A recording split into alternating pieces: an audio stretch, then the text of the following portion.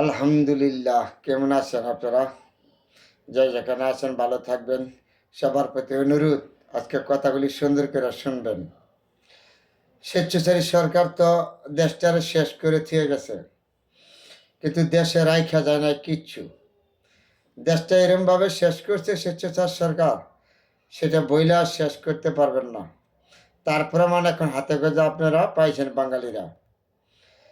সে এই দেশ থেকে পালায়া গেছে, স্বেচ্ছাচার পালায়া যাওয়ার দেশটার পুরাপূর্ণ ধ্বংস করে দিয়ে গেছে। কিভাবে ধ্বংস? অর্থনীতি সে ধ্বংস করে দিয়ে গেছে।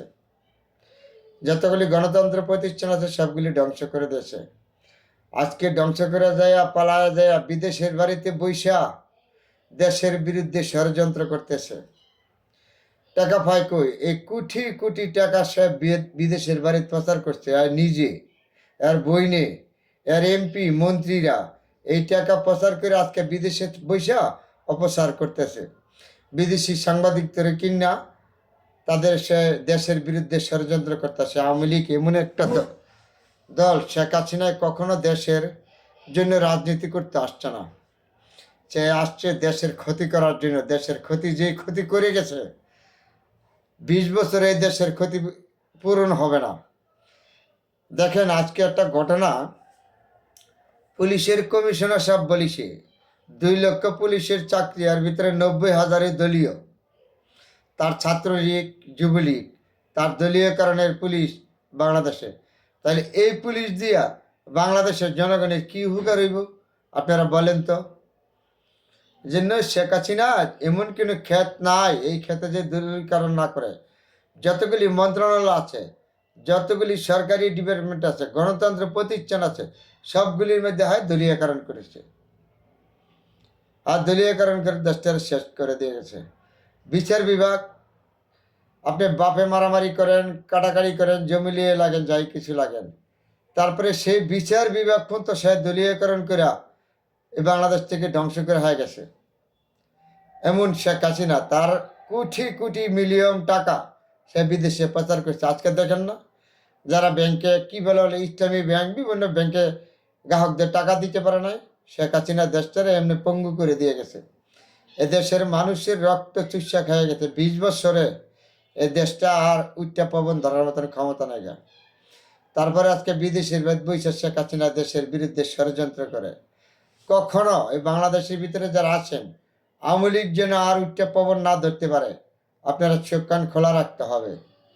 বর্তমান যে তত্ত্বাবধান সরকার ইউনূস সাহেবের নেতৃত্বে চলতেছে, উনি একজন বিশ্বের ভিতরে একজন সম্মানিত ব্যক্তি, কিন্তু আমরা বাঙালি হইয়া উনাকে ইউনূস স্যারকে আমরা সম্মান দিতে পারি নাই।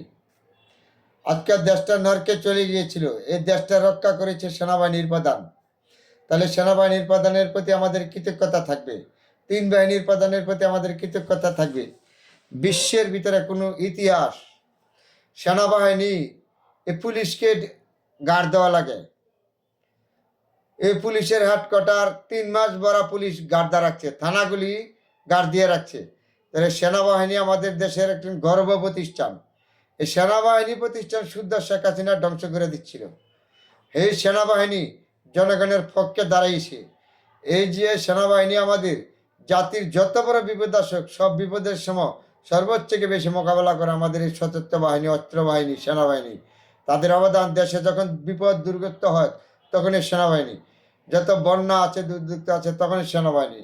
এই সেনাবাহিনীর প্রতি আমাদের কৃতজ্ঞতা আছে, সম্মান আছে। তারা আমাদের দেশের গর্ব সন্তান।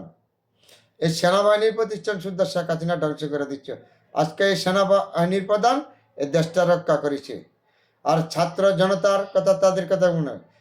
আগে যেমন আমাদের দেশটা স্বাধীন করছে 30 লক্ষ শহীদ মা বোনের ইজ্জতের বিনিময়, এবার আবার 53 বছর পরে 2024 সালে 5 আগস্ট ছাত্র জনতা আন্দোলন করে দেশটা রক্ষা করেছে। যারা ছাত্র জনতা শহীদ হয়েছেন তাদের প্রতি কৃতজ্ঞতা, আল্লাহ পাক যেন তাদেরকে জান্নাতবাসী করেন।